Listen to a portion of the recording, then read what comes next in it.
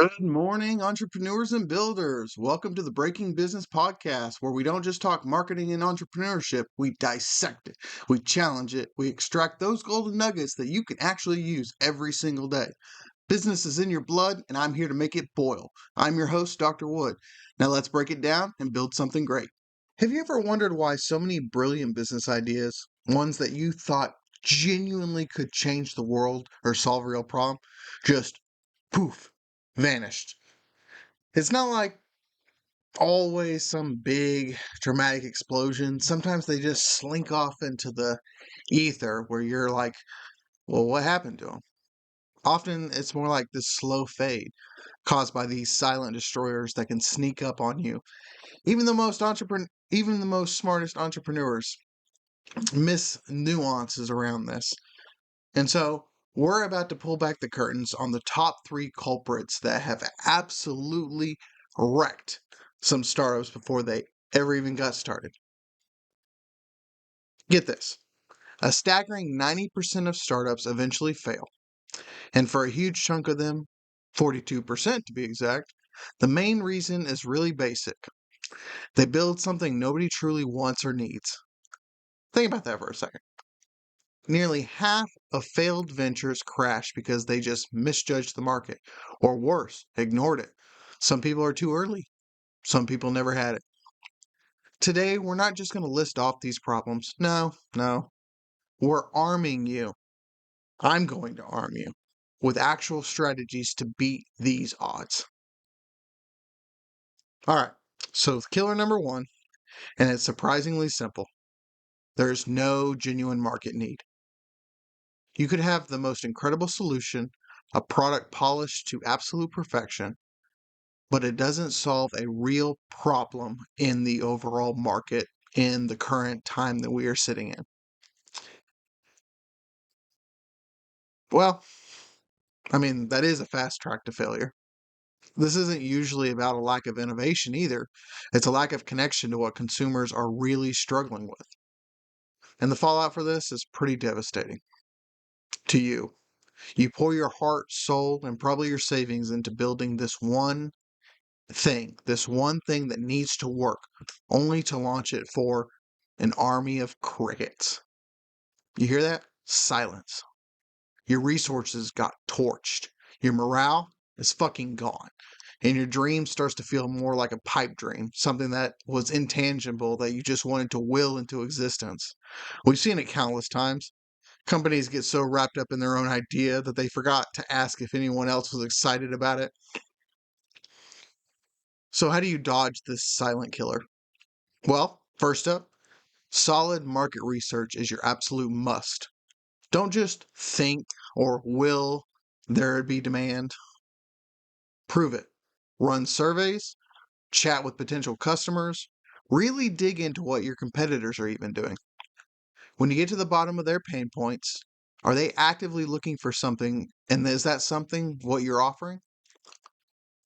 Second, you're going to want to build a minimum viable product, an MVP. This isn't your grand feature packed vision. No, not yet. It's the simplest version of your product that you can test with your biggest question. Will people actually use this and find it valuable?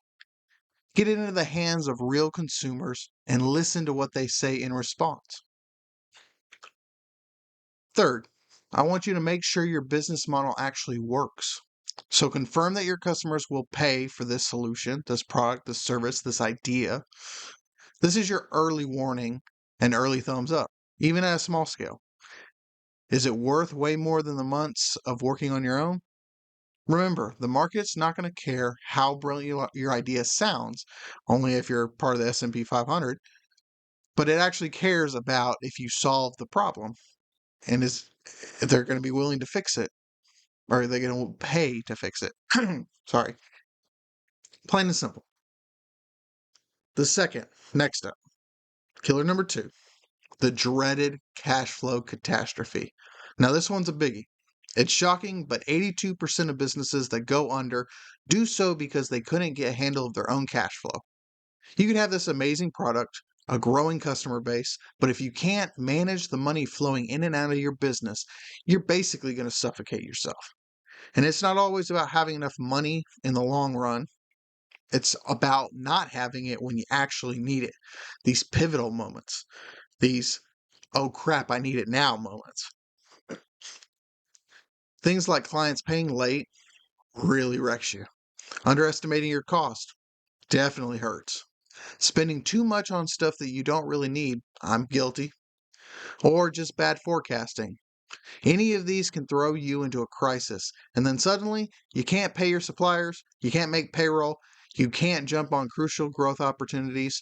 Your dream hits that wall, not because your vision was bad, but because the cash just wasn't there. So here's what I want you to know about your game plan for this financial fiend. First, I want you to create a detailed cash flow forecast and keep it updated like it's your job, because it really is as a business owner.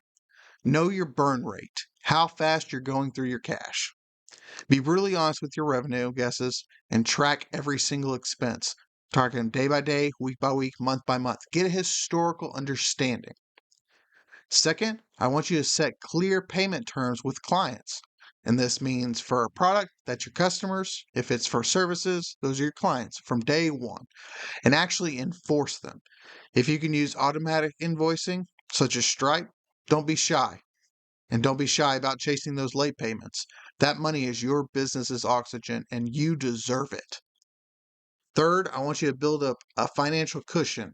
If it was your personal bank, it would be called a safety net. Most experts say that you should have at least 3 months of operating expenses. That's fine and dandy. Some people choose 6 months. I play it closer to the skin with 30 days. But, I can hurt. This buffer will be your lifesaver when things take an unexpected slow or income just gets delayed for whatever reason. Shit happens. Finally, lean, start being lean, start learning, and be smart about your money. Focus on what absolutely is essential in your operations, especially in the early days. Fight that urge to splurge on your fancy coffees, splurge on those avocado toasts, or hire too many people too soon. Every dollar needs to be working hard to prove your model works and brings in customers.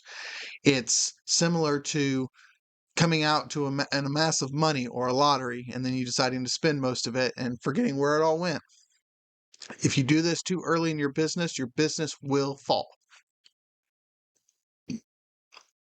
And then finally, our third startup killer is going to be what I call marketing misery. Basically, you're throwing an invisibility cloak over your awesome business. You're not getting seen. Roughly 14 to 22% of all startups fail because their marketing just plain stinks. People don't know you exist. You could have had the perfect product. You could have solved that problem. But, if you're not seen, your target audience doesn't know you exist, then they don't know you're special. They don't know why to buy from you. You're not going to take off the ground. This result of bad marketing, it's a slow, frustrating fade out. You're going to end up watching competitors, maybe with products that aren't even as good as yours, grab your market share just because people don't know about you. Your sales are going to flatline. All that effort you put into the development is going to go nowhere. And there's going to be a little voice in your back of your brain that says, you suck. So many entrepreneurs get laser focused on building the perfect product that they forget about the super important step of actually building the bridge to their customers. Your audience needs to know you are there, and they need to know that you are solving this thing, and so they can buy from you. You are allowing them the opportunity to solve their own problems through you. So how do you ditch that invisibility cloak and actually get seen? Well, first off, you've got to really understand your target audience. Who are they? Where do they hang out? Is it offline? Is it online? What makes them tick? What are their biggest fears, headaches, or their biggest pain points? This understanding is going to be the absolute foundation of any marketing that works for you. Second, I want you to nail down the clear value proposition of your product or service. Why should somebody choose you over your competitor? Why care about you at all? This message has to be short, it has to be punchy, and you need to shout it from the rooftops constantly and consistently across all of your marketing efforts. And then third, I want you to figure out the right channels to reach these folks. Not all social media is going to be the same. Creating helpful content, SEO, paid ads, email marketing, these are all different mediums that you can find your ideal customer, but each tactic and each audience requires a different level of understanding and context. Don't try to be everywhere at once with it. Put your energy where it's going to make the biggest splash. Lastly, I want you to test, measure, and tweak. Marketing isn't something you set up once and then forget about. It's an experiment. I want you to keep an eye on your key numbers. These are called KPIs. See what's hitting the mark, see what's falling flat, switch things up, pivot away from things that don't work, and don't be scared to try new things because early on, the smartest ways to get customers is going to be the most unusual, probably. It's going to be the most twisted. It can be just downright weird. So there you have it. The silent demand assassin. There's no market need. The financial suffocator. Poor cash flow. The invisibility cloak of marketing misery. These three startup killers are definitely tough, but they're not unbeatable, obviously. By knowing what you're up against, by being proactive, and by using these strategies that we've talked about in this video, you can absolutely navigate the tricky days of starting your business. Now, if you like my comments, you like my concerns, you like this video, please like and subscribe. If you disagree with any of my opinions, please post them below. And let's continue learning. Let's continue building. And I hope to see you guys in the next one. Bye.